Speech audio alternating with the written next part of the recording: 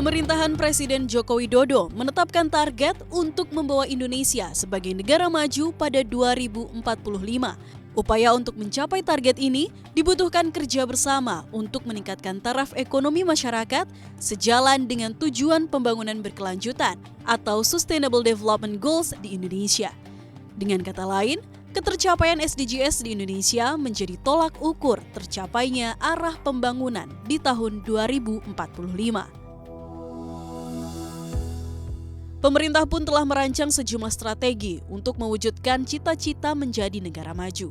Namun, strategi ini membutuhkan kolaborasi aktif dengan berbagai pemangku kepentingan, termasuk pihak swasta untuk menggerakkan roda perekonomian masyarakat melalui berbagai program kemitraan strategis. Di Kabupaten Temanggung, Jawa Tengah, sekelompok petani kayu pertukangan sukses menjalin kemitraan dengan pihak swasta. Para petani yang tergabung dalam kelompok Tani Makaryo 2, Desa Tlogo Pucang, Temanggung ini, kini memiliki akses untuk memasarkan hasil kayu pertukangannya ke PT Dharma Satya Nusantara Tbk atau DSN Group. Muroji, Ketua Kelompok Tani Makaryo 2 menceritakan setelah bermitra dengan pihak swasta, kondisi ekonomi para petani semakin baik. Menurut Muroji, menanam kayu pertukangan, selain mendapat manfaat ekonomi, para petani juga bisa memanfaatkan kayu untuk kebutuhan pribadi, seperti membangun rumah maupun menanami area-area kritis.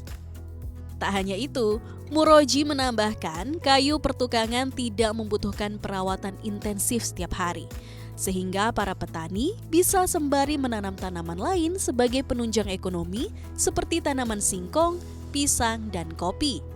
Muroji mengaku kemitraan petani kayu pertukangan banyak memberi manfaat karena masyarakat mendapat pendampingan langsung seperti mendapatkan bibit unggul, penanaman, perawatan, hingga panen.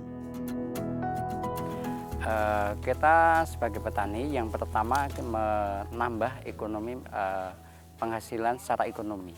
Secara kekeluargaan bisa membantu untuk hasil penjualan untuk biaya sekolah anak dan lain sebagainya. Dan yang keduanya, ketika kita menanam kayu tidak menutup kemungkinan di kemudian hari kita butuh kayu juga untuk memperbaiki rumah dan lain sebagainya.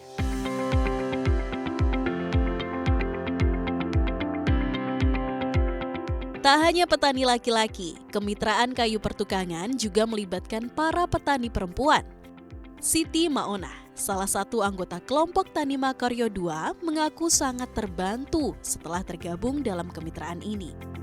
Selain mendapat banyak kemudahan, Siti Maonah bisa tetap menjalankan kewajibannya sebagai ibu rumah tangga.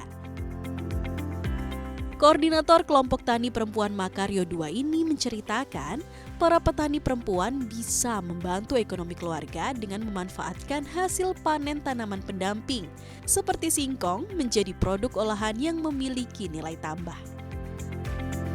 Kita ada satu kelompok petani wanita itu kita ajak berkelompok untuk lebih menghasilkan untuk bisa membantu perekonomian keluarga dengan cara kita bisa memanfaatkan hasil kebun kita. Misalkan kalau kita menjual singkong gitu aja, nanti hasilnya masih murah, tapi setelah kita jadikan keripik jadi nilainya lebih ekonomis seperti itu.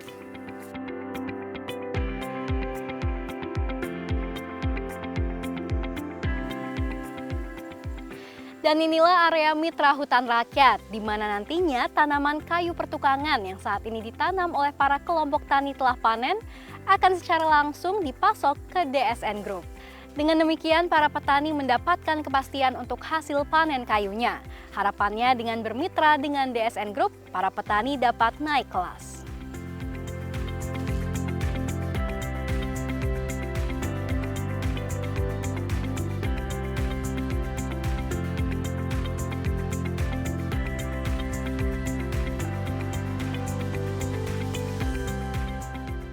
Berkah kemitraan kayu pertukangan tidak hanya dirasakan para petani, tetapi juga mitra pemasok.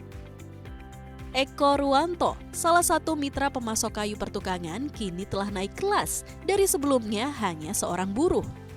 Setelah bermitra dengan DSN Group, Kini Eko memiliki jaringan 15 petani yang memasok kayu pertukangan kepadanya. Dengan bantuan permodalan dari DSN Group, Eko berhasil mengembangkan usahanya. Ia sukses memperbanyak depo dan hutan rakyat milik sendiri. Oh, itu dulu saya nebang sendiri, Mas. Dulu nebang sendiri, terus ngikut orang, lama-lama buka ini pengepul, terus masuk DSN sendiri. DSN sangat membantu karena dulu saya terpanjang kendala dana, DSN selalu ngasih pinjaman untuk awalnya dulu, sangat membantu.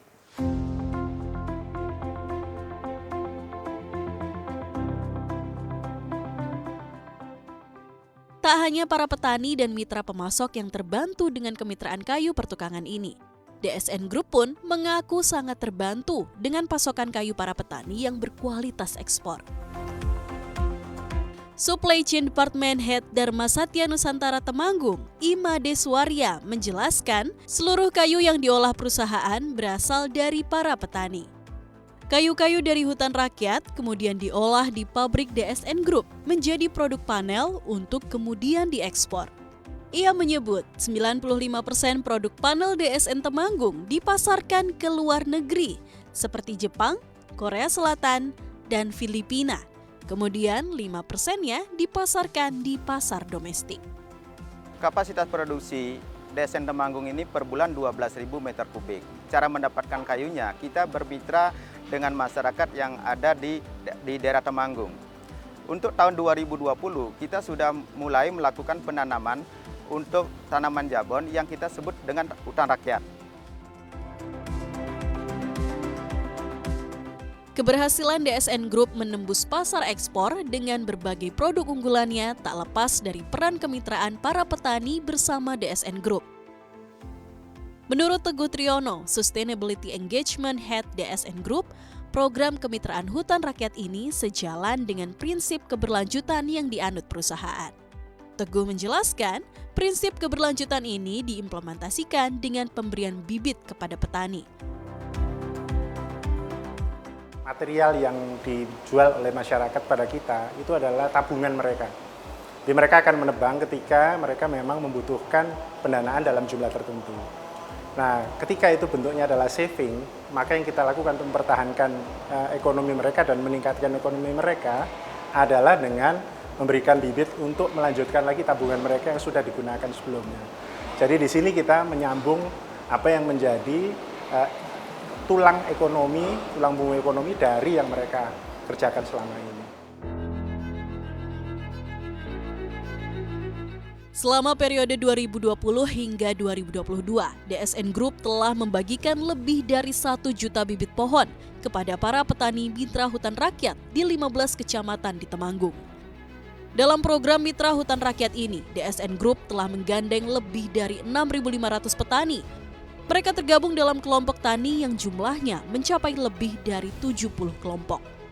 Pendampingan penuh DSN Group kepada para petani hingga pemasok adalah bentuk komitmen perusahaan untuk mendorong kemandirian masyarakat.